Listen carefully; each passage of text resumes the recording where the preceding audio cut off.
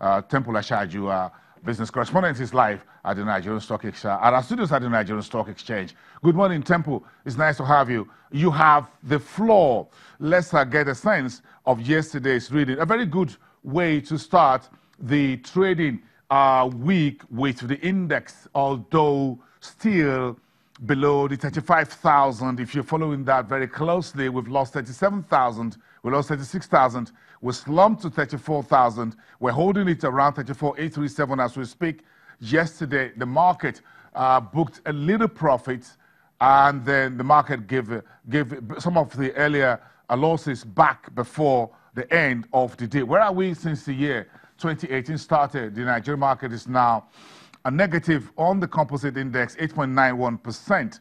And yesterday, the first trading day in September, looks a bit like a soft landing if this is a signaling of what September looks like. That's part of the conversation later with Michael on whether we will have the historic September slowdown on the equities side. Of course, we're all back to school in the next couple of days. Some folks are back to school yesterday, so by the way, so this is the time for school fees. But if you look at where investors booked profit on the consumer goods today, that sector lost over 1.6%.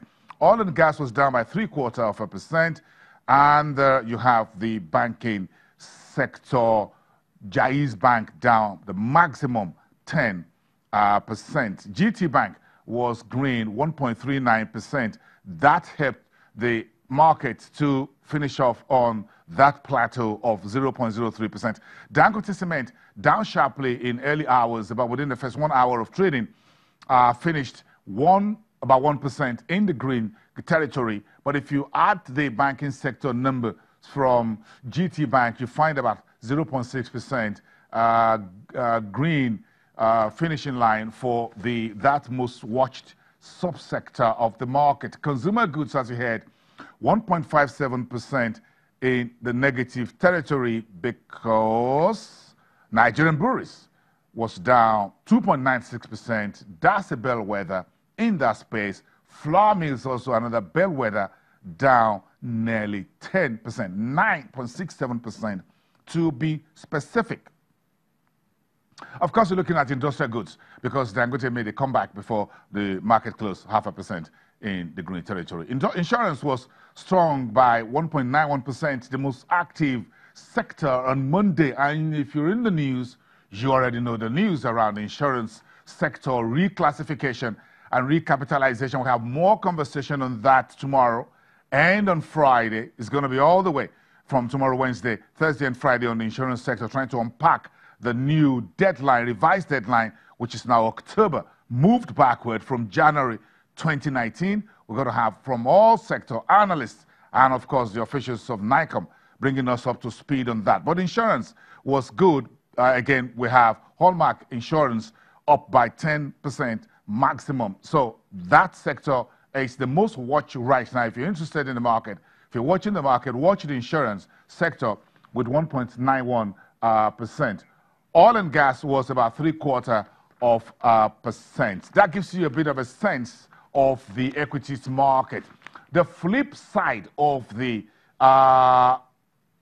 market, of the securities market, of the equities market is the unlisted securities. Temple Ashaju is now live to us, and we can hear him loud and clear. Temple, flip the page. Take it away from the NESD. The bears are yet to leave the unlisted securities market. You got the floor. Okay, thank you, Bosun. Yeah, we saw you talked about the insurance sector as the most watched at the moment. It's really the most watched because the Ensure PLC, which is another insurance firm on the NASD, tradable on the NASD OTC, was the most traded on yesterday by way of volume and value now. It had 2.14 million units of its shares traded on yesterday at the NASD OTC, worth a value of 11.15 billion naira, and that is out of the 1.71 billion units of shares that we saw at in terms of the total volume tradable at the NSE OTC yesterday. Yes, tradable volume was down 98%.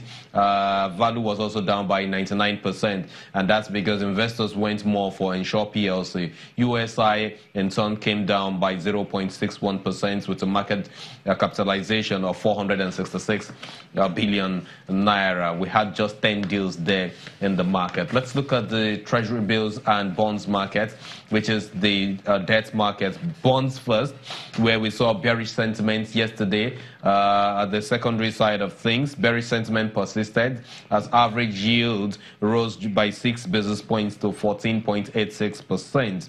We saw sell pressure across the mid and long ends of the curve, where yields expanded on the July 2030 by 17 basis points, and the July 24 we saw expansion by 26 basis points. There was more demand for the June 2019 security, which was down, which saw contraction by 29 basis points, and that led to yield contraction at the short segments of the market by some 8 basis points as well.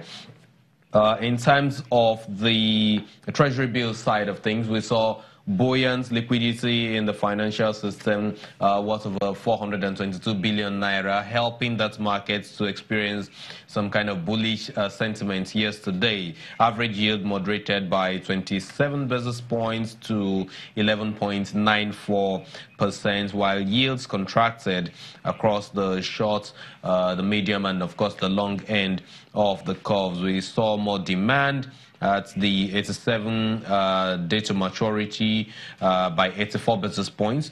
94 day to maturity was also seeing a bit of contraction, 107 basis points, and of course the 318 day to maturity narrowed by 40 basis points. Look at the figures you have on the screen. These are secondary market figures from the FMDQ OTC, where the 13th of December 2018 and the 18th of October 2018, 29th of November 2018, and 11th of October 2018 were the ones represented as topmost in terms of the numbers we had at the debt market yesterday, Bosun.